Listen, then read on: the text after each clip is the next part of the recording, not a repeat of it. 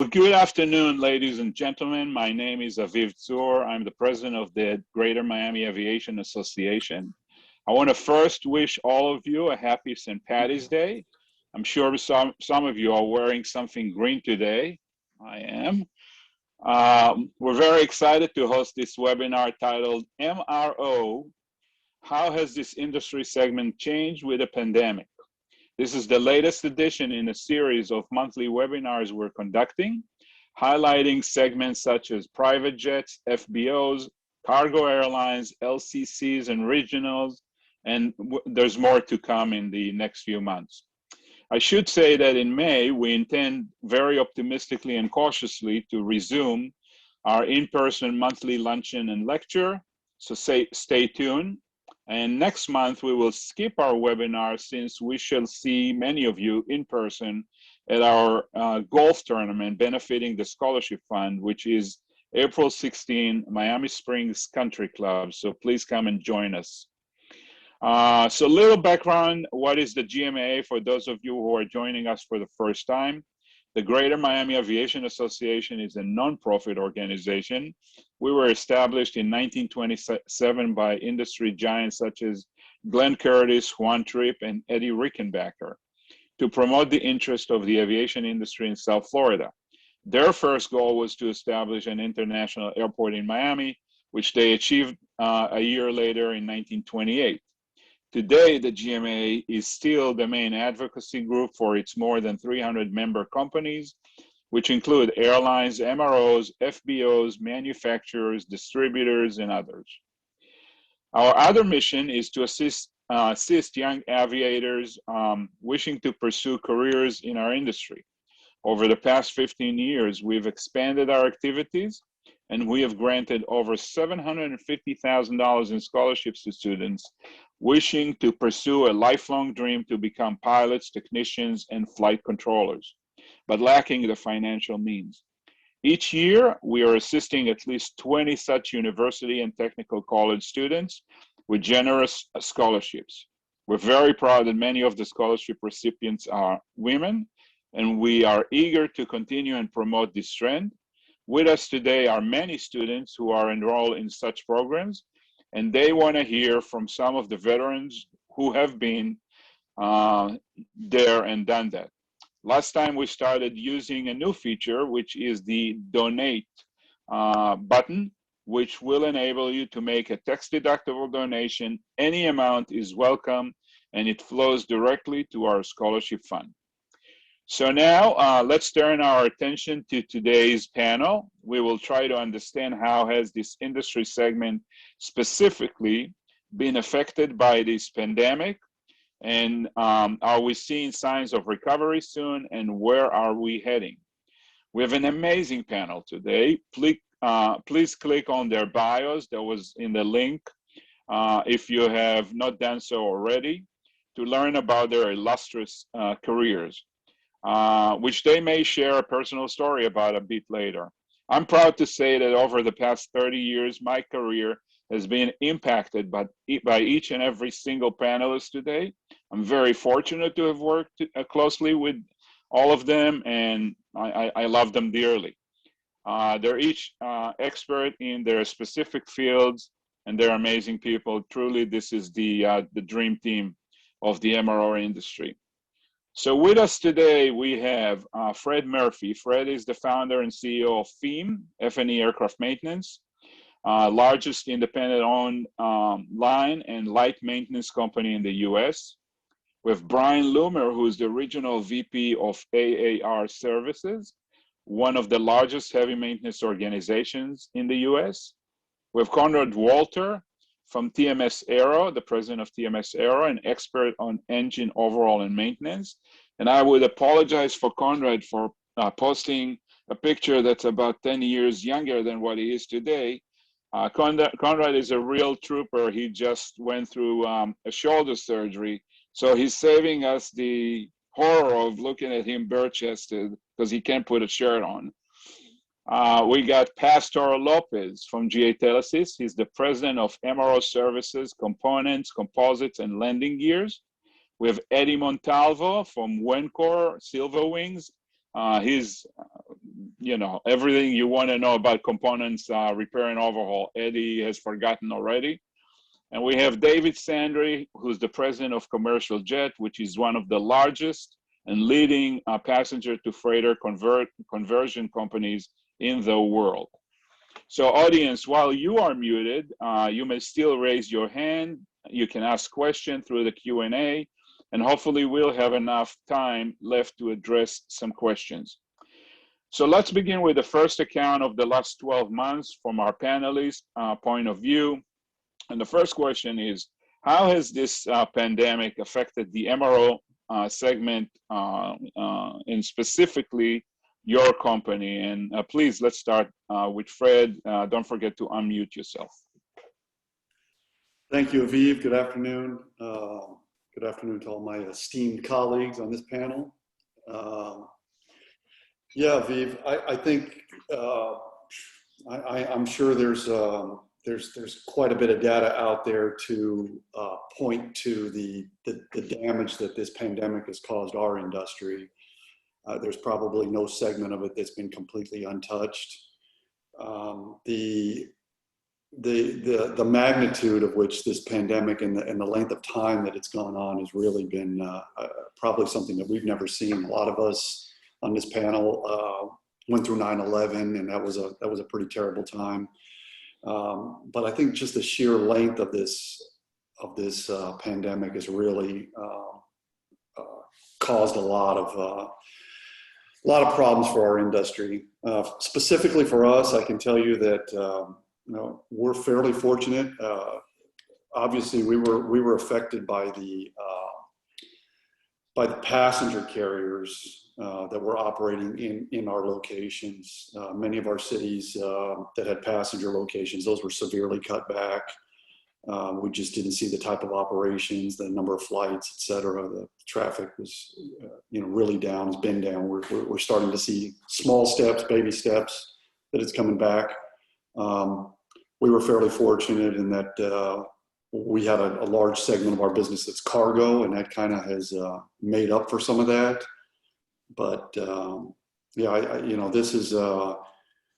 this has been a really tough time for everybody, and I think that we're going to see for a while the effects of this.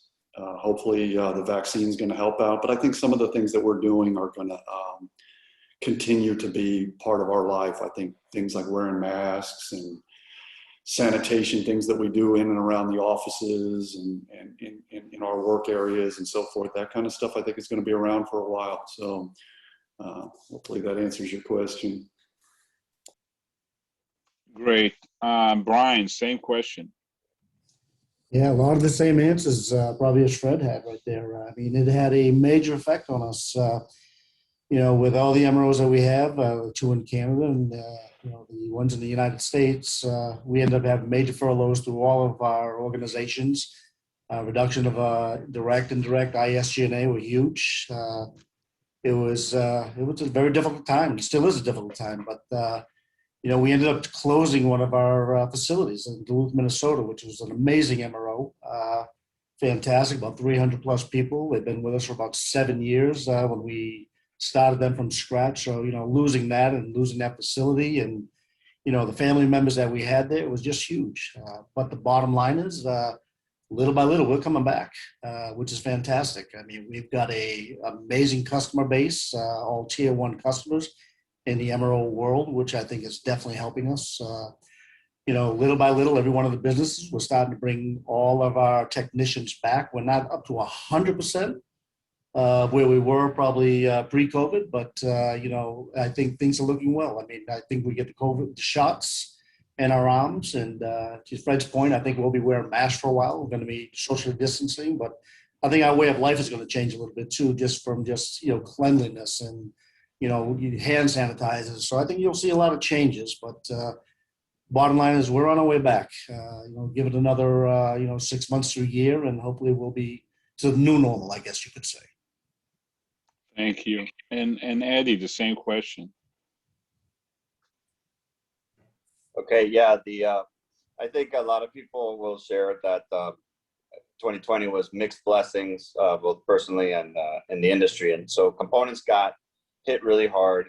So it affected our first of all, our employees' health, keeping them safe. We're essential business, so we had to stay at work. Our customers got devastated, so we're putting all our efforts in supporting them. And then, we had to shrink. We were about 150 people here at Silver Wings, and we had to shrink to about 80. Some of the good things that happened to it, and I know, Brian just spoke, and, he assumed, he took a leadership position after 9/11. And I think we see that all throughout the industry. Is there's some new talent rising to leadership positions. Silver Wings, we took on that time to do some initiatives that we had put off, like we did a big lean project, and we became AS 9110 certified, which is a real important quality designation.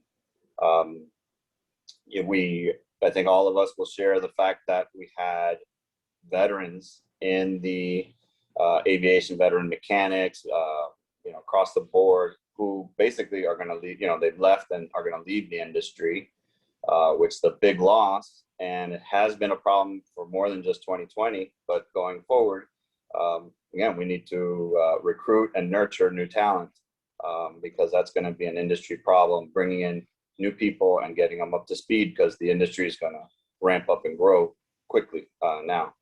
And as a company, the other kind of mixed positive blessing is that we focus on PMAs, DERs, alternative repairs. And it seems like a lot of the industry who was questionable about taking that approach in maintenance is now fully embracing it. So, there's a positive blessing that came out of COVID. Thank you. David, your experience is somewhat different than some of the others. Can you share with us?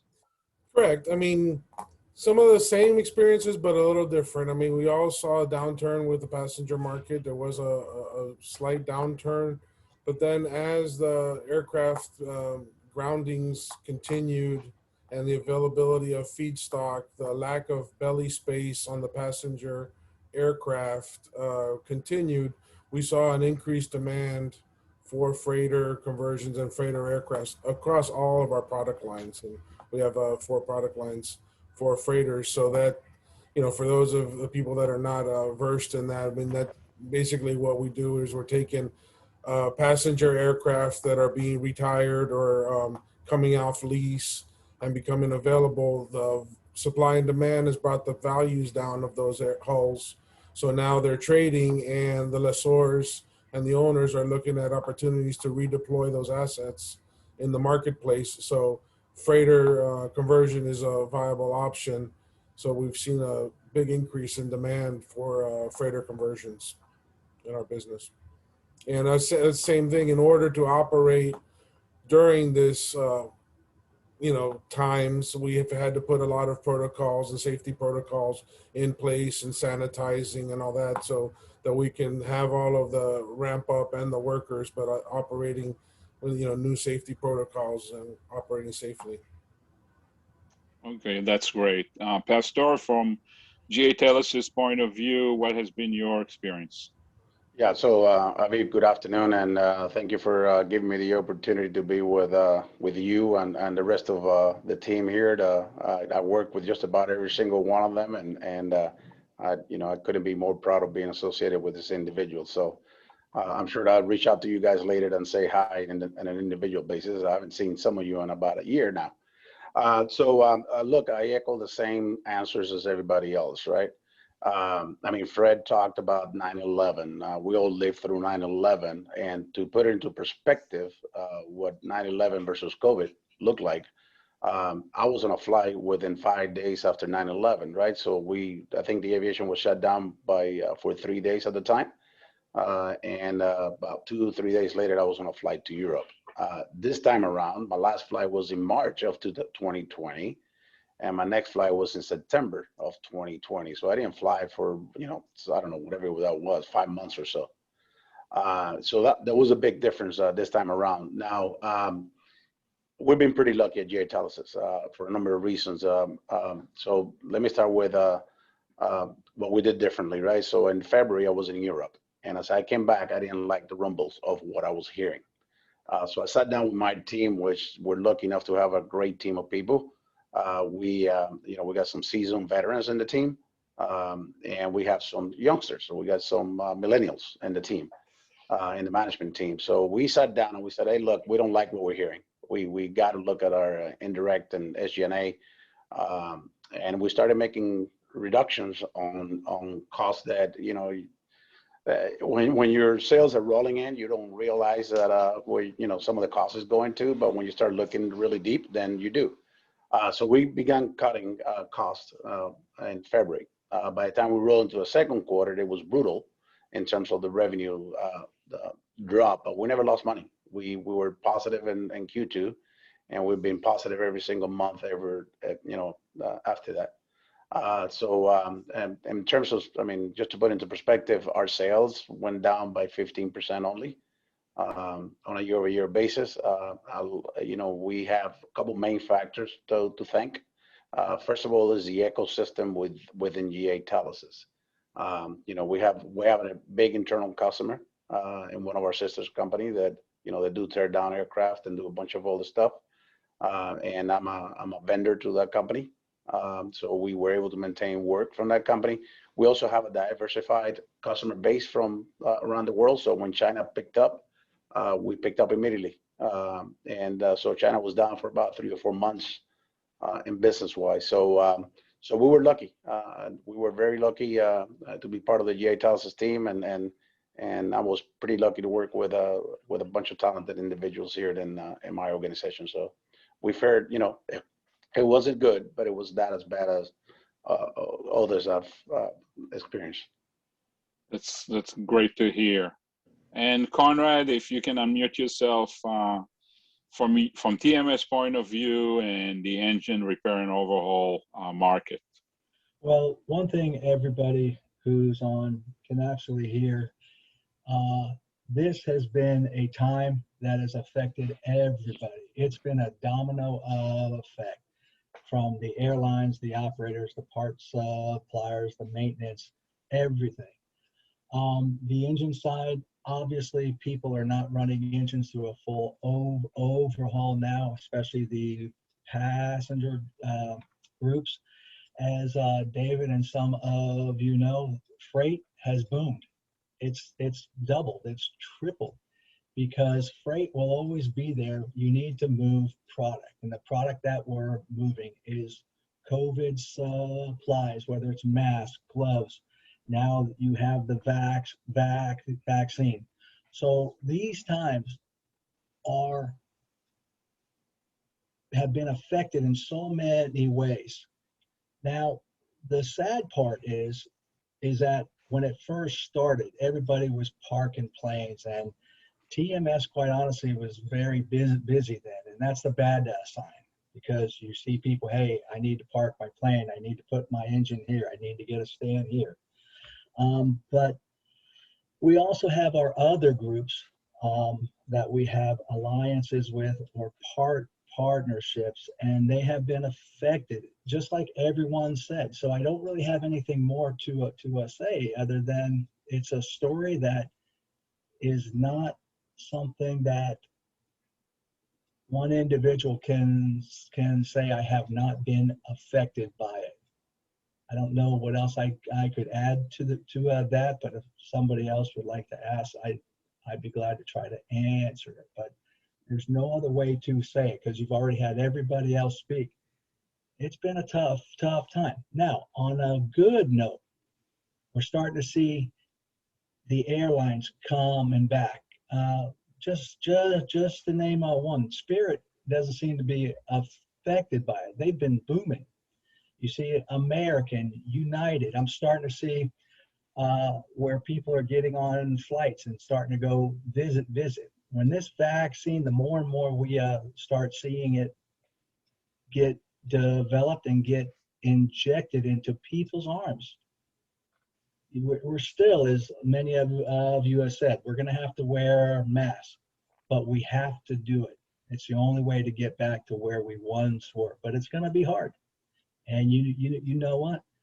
I think we're all up for the task, because as you said, we've been through 9/11, and quite honestly, that was a very short time compared to this. And there's one other thing. I think what helps us all survive is being diversified, or diversifications in all of our groups and what we do.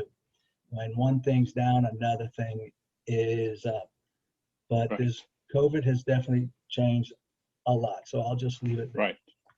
Right. Well, I mean, listen, thank you, first of all of you, for your very candid account of what you've been going through in the last 12 months. I think I want to summarize it by saying that, obviously, like Konrad said, it affected all of us.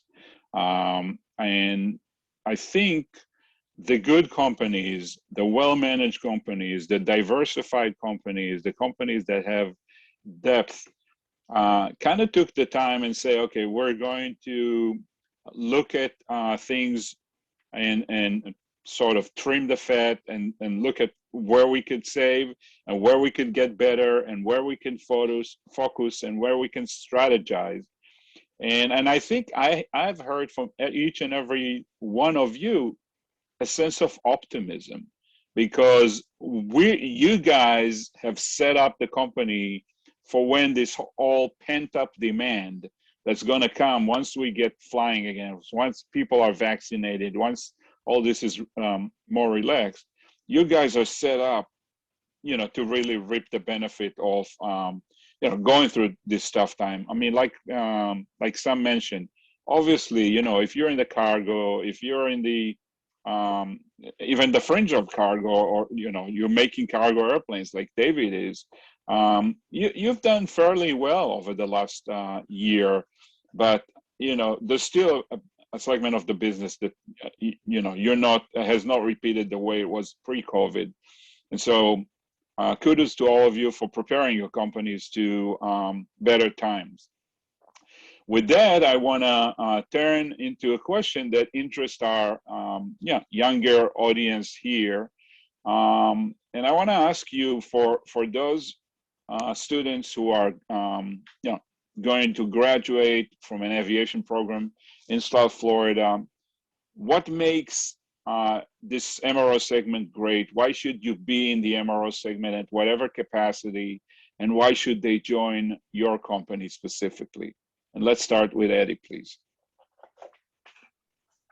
Okay, thank you. This question is near and dear to my heart, because I've been probably mentoring students since I started in the business. But I'll speak to components specifically, and what makes it special is this is a huge industry, right? And at the same time, it's a small family. And what makes components a little unique is that it's dominated by small and medium-sized businesses. So it's very entrepreneurial. It's a lot of, you get a lot of access to all the decisions in a company as a new employee coming in, where maybe in a larger corporation, things are siloed and you're only working on a specific project. So and just the amount of businesses in components leads to many opportunities. And our company specifically, like I said, I have from the beginning had a close relationship with Baker and Embry-Riddle, FIU, we have an active internship program where we get students who have in the middle of their studies, and we give them an entry-level jobs, but paid entry-level jobs, and they get the experience of how to work, all the terminology, the basics in engineering and mechanics. And then when they graduate, they're in a much better footing to get a meaningful first job. And we have graduates from our internship program working all over the place: SpaceX, NASA, Lockheed, Department of Defense, Boeing, GE. So and our so our company has a great culture. A lot of our senior mechanics love teaching the students, and it's built in top down in the company. The other thing I want to point out a little bit is just our location, is that we're one of the only businesses in South Dade. So, you know, we're tied into the community. So a lot of kids, we get access to them from when they're here in local high schools. And, you know, we had a second shift up until last year. And I assume we'll be getting it again soon. And so a lot of the students can go to school during the day. And when they come back home down south, they can do their job and their internships second shift. So that's it. Okay, wonderful. And David, same question. Well, I think, you know, people are working in the industry. I mean, they tell you that they're very passionate about aircraft. I mean, I think it gets into your blood, right? And they all contribute to something. You know, I think there's a sense of contribution when they're working on an aircraft and you're in the hangar and you see that aircraft totally disassembled. You know, all the components have gone out, engines have gone out, everything, gears, you know, and then all of a sudden all of that comes back together, and you know that you're contributing to the safety of that aircraft and that it's going to fly, you know, passengers or cargo again and be flying overhead of our neighborhoods, and you know, and that you're contributing, you're doing your contribution to it.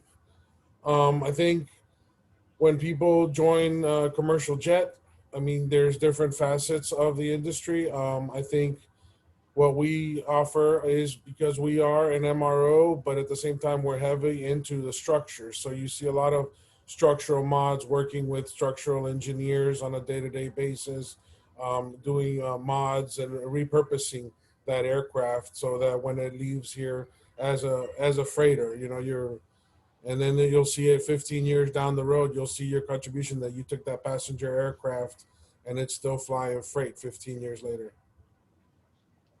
And then there's no more satisfaction of when you see it come back for heavy visits. You know, 10 years down the road, you get to see it come back as you know, for maintenance visits. And it's still going. No, well, we know all about that. Pastor, from your point of view, I don't know if you're able to share. You wanted to show a slide. I don't know if you're able to share your screen, but go ahead. Same question about GA Telesis, and why should a graduate of an aviation program join you guys? Yeah, I'm in the essence of time, I'm gonna skip the slide, but Eddie mentioned that, you know, it's small family, right? The MRO sector, and I would volunteer that the whole aviation industry is a small family, right? You get to know people from all over the world. And David mentioned, you know, it gets into your blood. It really does, right? I mean, I was one of those, and that you know, came in for a summer job, and here I am 30 plus years later. So it's a great industry. Look, it pays well. There's great benefits. It will allow you as a youngster to connect from other people from around the world. It'll also will get you to places related to work that you would probably not pay to go on vacation, but when you get there, you go, wow, you know, I'm glad that I came here, and I've seen this city, this town, you know, whatever it may be.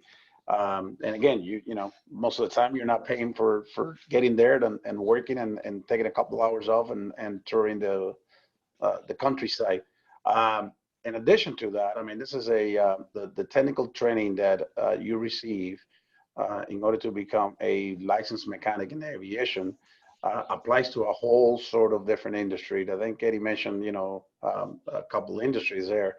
We got people here that, you know, after a couple of years, they saw an opportunity in the oil field and they took jobs in the oil field, in the oil industry. We got a couple of guys that have left for Cape Canaveral, you know, the new venture that Elon Musk has got, the new operation he's got in Cape Canaveral. So whatever you learn here, you're going to be able to apply it in different industry. It's you know, you'll be sought out by other industry types. Telesis is a great company. We started with you know, buying aircraft, dismantling aircraft, selling aircraft parts, financing aircraft. So not only when you walk into GA Telesis, you have an opportunity to learn about the aircraft side, but you also got an opportunity to learn of the, the finance side of aircraft and a number of other things. This is a great company. It's starting with our CEO all the way on down. He walks the companies every other month or so and say hi to every single mechanic, shakes hands with them.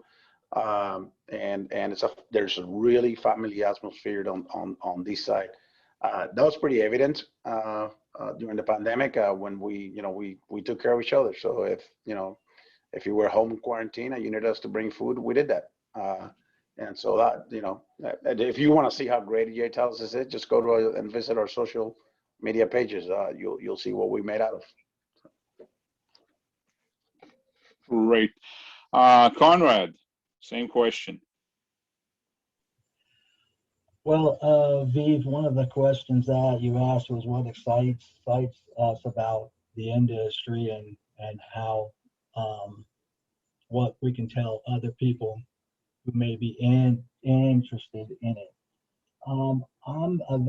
Have a very diversified background, and very much like David said, it's the accomplishment and the reward of taking something apart, a whole plane, putting it back together, sitting on the side of the perimeter road and watching it take off down the runway there.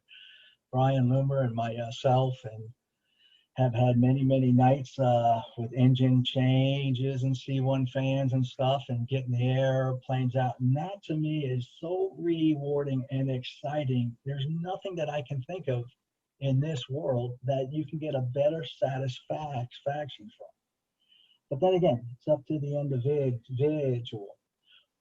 TMS, as a consulting advisory group, we handle everything from not just the engine side, but the airframe side, the engine record side. So with our other groups, many of you know, and some of you may not know, we are also affiliated with a parts group called AAR Aircraft. We're affiliated with a military group called the Rezion Group out of New York. We're also affiliated with a derivative turbine group called APNM, which has grown leaps and bounds, and they all have. But there's other groups, local groups here that, like for instance, the AAR Aircraft. I just want to step back a bit. You said how COVID has affected things. It's given a lot of companies the times to build internally, and AAR Aircraft has done a great job. They have a test cell, and they have a group that's going to be the narrow body leader of CFM 56. You also have CTS engines out of Fort Lauderdale, which I was the founder of. And that's another one. It's a high bypass wide body aircraft. To work there, you have the ability to do whatever you strive for, whether you want to start as the stock guy, you want to start as a quality guy, an NDT guy, an engine build, an engineer. The opportunities are there, but they're up to you as the individual, and also have the enthusiasm and never be afraid to take on something new. Take it, because the rewards are so much greater than just doing your job. Excellent. Thank you, Konrad. I know you speak from the heart, and those students are near and dear to you. So, Fred, I mean, you guys have also a fantastic history with mentoring and apprentices. Can you please share with us? Yeah, Aviv, thank you. I want to say thank you to you, Aviv, for all the hard work that you do with the GMAA in basically spreading the word about what a great industry we all work in. And I think Pastor said it, and Konrad as well. We all have that kind of in our blood. It's just like, this is all I've ever done since I was 17 years old, so I don't know anything else. And so it's exciting to talk about, and I think each of my colleagues here, their companies represent great opportunities for young students to get into the business. I think you see opportunities that really, frankly, when we first all came into the business, probably didn't exist to the extent that they do today. The growth of the industry has been incredible, and the work that you guys have done to get that message out there to potential people coming into the lifeline of our future for this industry is really appreciated. You know, our company in particular is line maintenance focused. And what I've always enjoyed about that aspect of what we do, because that's relative to where my experience is working in the fast-paced environment, the live flights coming in and out, being under that little bit of pressure. You know, you're trying to fix something and the airplane is scheduled to go, and you're, you know, trying to get all that done. It's just it kind of lends for a very to me kind of an exciting day. It makes, you know, your shift, your hours go by really quickly. That's what I've always found, and I think that's a big attraction for a lot of the people that work for us. You know, in addition, because of all the locations we're at now, we're in over 30 locations in the U.S. There's a lot of opportunities for promotions and moving around and going to different locations. We've had a lot of people move within our system to different places throughout the country, and so and a great opportunity to work with some really you know, some really excellent companies that we serve, and ultimately the e-commerce market has been huge, and so it's just an exciting time to work at and be at FEAM. Great, thank you. Brian, I want to ask you a question within a question, because we just have a question from Andy, who's a newly certificated A&P, and he wants to land their first role that will eventually allow them to work on narrow bodies and wide bodies. And he's asking, you know, what advice would you give him? And so it kind of rolls into the same question. That for Fred or for myself? No, not to Fred. This is a new A&P called absolutely. Andy. So, I mean, you know, by all means, probably the best thing you could do is try to attend, you know, Baker Aviation or a local A&P school, try to at least work on that direction. I mean, we have an amazing apprenticeship program that we do, that we are a big sponsor, especially with Baker Aviation, which feeds the students continuously, you know, all the time. So I'd start there at that point there. I'd apply at AAR for the apprentice program and see if we can't get you going there. So that's where I'd start with that. I want to tap off of what, you know, what Fred and Konrad was saying, but, you know, the biggest thing I heard out of that, the growth opportunities in aviation for advancement right now are going to be limitless. You know, I look at my colleagues here that I'm with today, and we've all known each other for 20 plus years. And we've all been in the business now probably 30 to, I just hit 40 years. So we've been around for a while. And, you know, I can say for myself, I'm on the back end of my career, but I see so many opportunities. I look at my leadership team, I look at all of our people that I've worked with here, and we've been together, you know, 20, 30 plus years. So bottom line is, it's time where this industry is really going to grow. The opportunities to grow in it are going to be huge. You know, so if you want to go from that technician to lead, to supervisor, to manager, to director, VP, GM, it's available and it's out there. And it's attainable, and you can reach it if you want to reach it. It's going to be all up to you to do it. So I think over the next several years right now, if you're in this industry or you're coming in this industry, I mean, if you want to grow, this is going to be a great industry for you. And it's, you know, I love aviation. Like I said, I've been in it 40 years. Wouldn't want to do anything else. You know, AAR, why would you want to join AAR? Largest MRO in North America, the third largest in the world. Growth, advancement opportunities are just endless. I mean, you can move up the ranks. You can do whatever you want to do. It's up to you. You know, we pay for college for individuals who want to go to college to advance themselves. It's a publicly traded company, but it's a family atmosphere, which is huge. I mean, we've had 3 CEOs in the 65 years that we've been in business. So, I mean, so it still has that touch. No, I'm so glad, Brian, you mentioned Baker Technical College, because that's one of the institutions that we are at the GMAA support. Every year there's plenty of applicants for scholarships to become mechanics, technicians, and last year I myself established scholarships in the names of 2 of my mentors in this industry, Henry Alvarez and Yoel Saraf. who you know very, very well. And so, you know, to all the Baker students, please, very soon we're going to receive applications for scholarships. Go ahead and apply, because, you know, we just want to support you in your endeavor to become aviators and join this wonderful industry. Speaking about the industry, I want to ask you guys about the main challenges that are facing the industry today. I mean, you know, obviously COVID has changed the paradigm tremendously, but also what innovations you see in your segment that excites you? Pastor, let's start with you, please. Yeah, thanks again.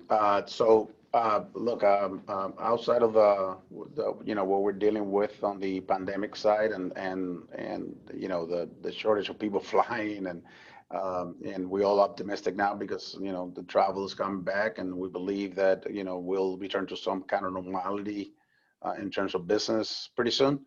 I think the biggest challenge we're going to face is going to be labor shortage, right? So, you know, a lot of people are going to go into retirement over the next 10, 15 years, and there's not enough people coming into the aviation industry. Today, in the MRO side, we're seeing that, right? It's hard to go find people, which drive our costs up, because then you got to pay more for those qualified technicians or really good technicians. So, you know, tying my answer to the previous question, this is a great time to be in aviation, because you can make a lot of money if, you know, getting into aviation. In terms of innovation, this is an industry that has been innovating since day one. You know, you look back in history, right? And then, you know, it used to be a bicycle basically, and today we fly from point to point around the world. You know, we think about new biofuels, right? New green initiative, electric aircraft. The possibilities are endless. I mean, when the aircraft early on, you know, what do we have in the cabin? 4 people flying the airplane. Now we're down to 2, and eventually in the near future, maybe 1 pilot, right, and 1 pilot on the ground piloting that airplane. They use new materials.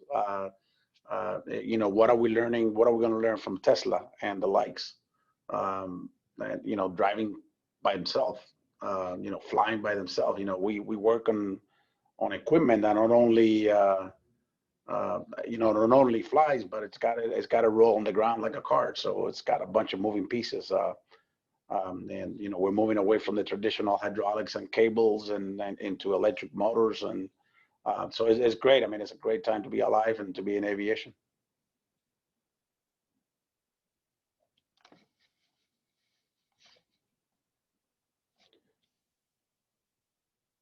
I think we lost Aviv. All right, Pastor, you're the new moderator. I am. So, Konrad, you're next. Konrad, your turn. Okay, guys, how are you? Yeah, you know, when I look at what excites me and the innovations that are coming, you know, you guys touch on a lot of things, but I always think of the mechanical stuff. I think of all the things that are being made now out of composites. I think of the 3D printing. I think of stuff like that.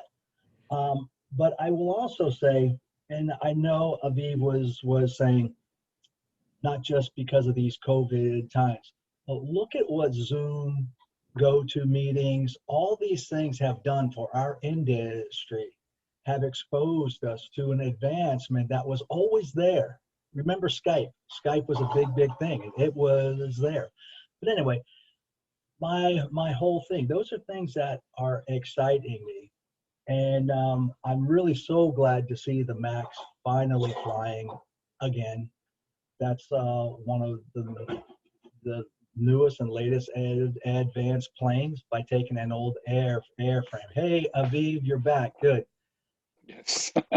Good. So, having said that, those are the kind of things that really excite me about what's coming up and what's the newest advancements here. Okay, terrific. I didn't hear most of your answer, but I know you've answered it very eloquently. So we're coming towards the last portion of this amazing webinar, if I may say so. And again, I want you guys to address our young listeners, the students, young aviators, and we've all had a long career in this business. And I know I speak for myself that if it wasn't for, people that mentored me or during the years, people that have given me observations or advice over the years, I wouldn't be where I am today. And I wanted to know if you could share your personal story, or maybe something that was said to you that changed your personal trajectory in your career. And Brian, let's start with you, please. All right. So I guess in my first year of college, I was going to school for law enforcement, wanted to be a police officer. And one day, a buddy of mine gave me a call and said, "Hey, you want to go flying?" So we hopped in the Cessna 150, and he said, "We're going to go do lunch." So we flew to an airport, and we landed, and he starts looking around, and he goes, "Oh, damn, wrong airport." So took off again, finally had lunch. But when I get done with that, I just said, you know what? That's what I want to do. I want to fly. I said, that's what I really want to do. So I went to the naval base in Boston and walked around all day, did all our testing until I come up to the one test for color vision and found out I'm colorblind.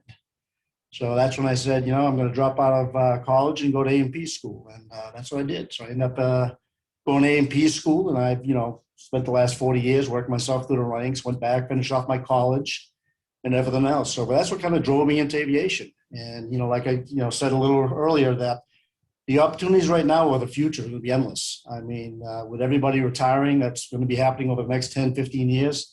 The growth opportunities are going to be great. So if you want a great career, aviation is definitely the way to go. It's exciting. Once you go in, you'll never go out, man. It's in your blood. So. Thank you. David, I mean, your family is the ultimate Miami story in aviation, and I think we need to tell that story and of what your father started and what you are continuing. And you were very fortunate to have him as a mentor all these years. Can you share with us, some of the advice you got over the years and things that propelled you forward?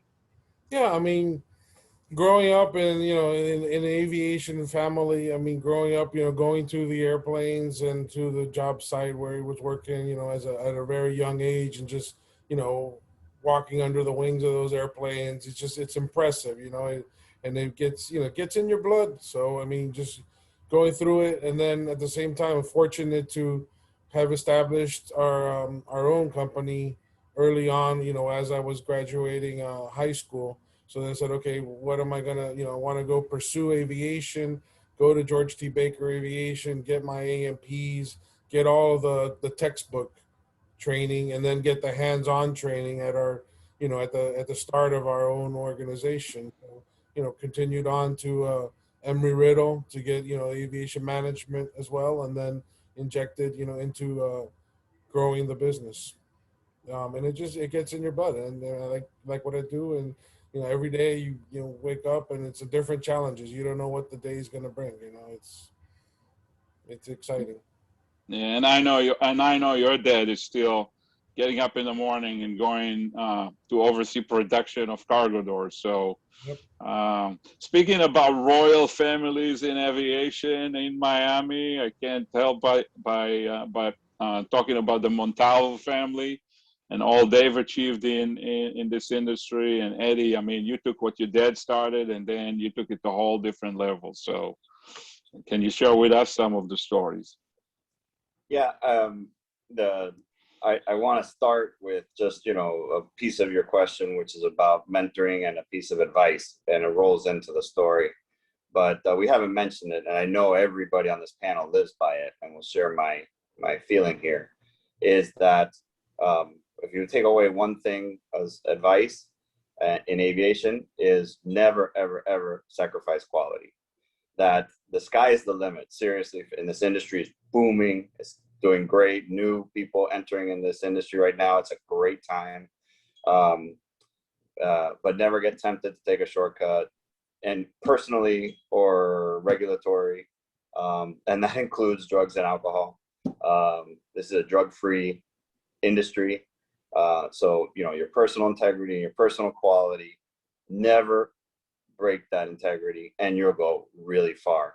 Of course, I was drilled that into by my father and my brother, and we followed the hard work ethic, and built a small business, and the things that, and built it, rolled it up, and to work with you with the hangar heavy maintenance. And I would say the other thing I learned from my father, which was on my first business trip, that it was about personal touch. Again, that we talked about this being a huge industry, but a small family. He would bring a suitcase full of like trinkets, perfumes, M&M bags, things like that, and give it to every single person at the airline. And I was like, we need to talk to the engineer and the maintenance guy. What are you doing? You're wasting time. And on that trip, I learned how important everyone is in this industry. It's a team that puts an aircraft up. It's not only the pilot, the cabin crew, the mechanics, the engineers, the passengers. We are all super important in this industry. It's amazing lessons. Fred, I know you've come a long way since that two guys in a truck in Los Angeles airport, so you must have some great stories. Yeah, probably got a few stories, but you know what, Aviv, I think, and to pick up on what Eddie was talking about, it's like that's probably one of my earliest lessons I learned. The integrity portion of what we do is like, that's got to be a mantra you live by. There's no room for not having personal integrity in how you handle it. I learned that really early. So my family, I got excited about aviation when I was really young. I had an uncle that worked for an old airline, Western Airlines. Some people remember them. Anyway, I remember going to the hangar in Los Angeles when I was a kid, and I just was like so excited about that aspect of it. And it was like instantly in my blood. I knew that's what I wanted to do, and I never really deviated from that. I went right into the Air Force after I graduated from high school, learned how to work on airplanes. And shortly after I got out, I got a job working at TWA.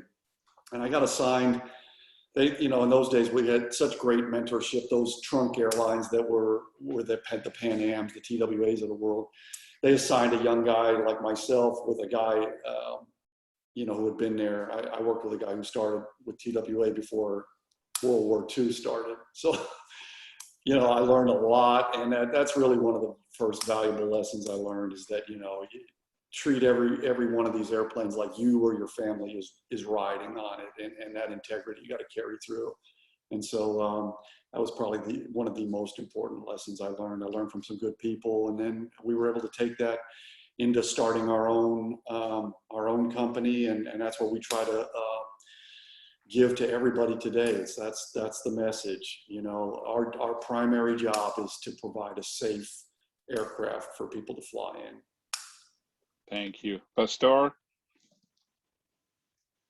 you have to unmute.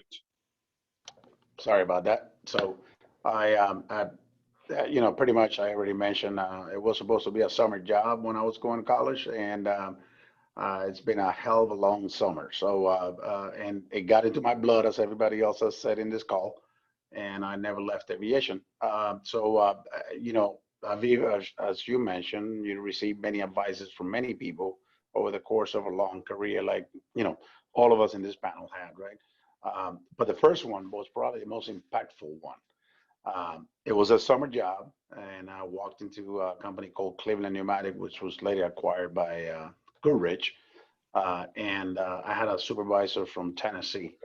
And he told me, son, have fun, because you'll be doing this for a long time.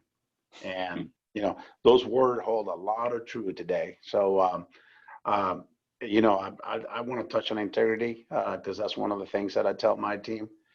Integrity is the only thing we got that we can sell. When you go tell a customer you're going to do something, don't do exactly what you do. What you tell them you're going to do is what you do, because otherwise they lose faith on you and they lose, the trust in you. So that's part of the integrity. And yeah, never sacrifice quality. Eddie, you said it really well. Another point, I've mentored many people in my life out of the University of Miami and FIU, and some of them are running different companies today than on the Brian side today. But one of the things I always tell the young generation is, look, if you do your job well, you'll get a pay raise next year and we'll get to keep you. But if you want to advance your career, you're going to have to do things that are above and beyond your pay grade that add value to the company, overall. So that's a word of advice I'm going to leave the students with today. Don't just get a pay raise next year. Make sure you're adding value to the company. No, that's fantastic advice. And last but not least, Konrad.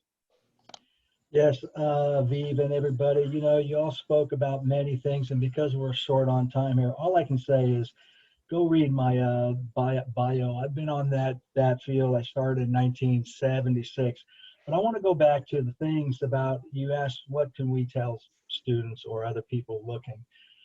Eddie, you even brought it up, quality. Fred, you brought up integrity. There's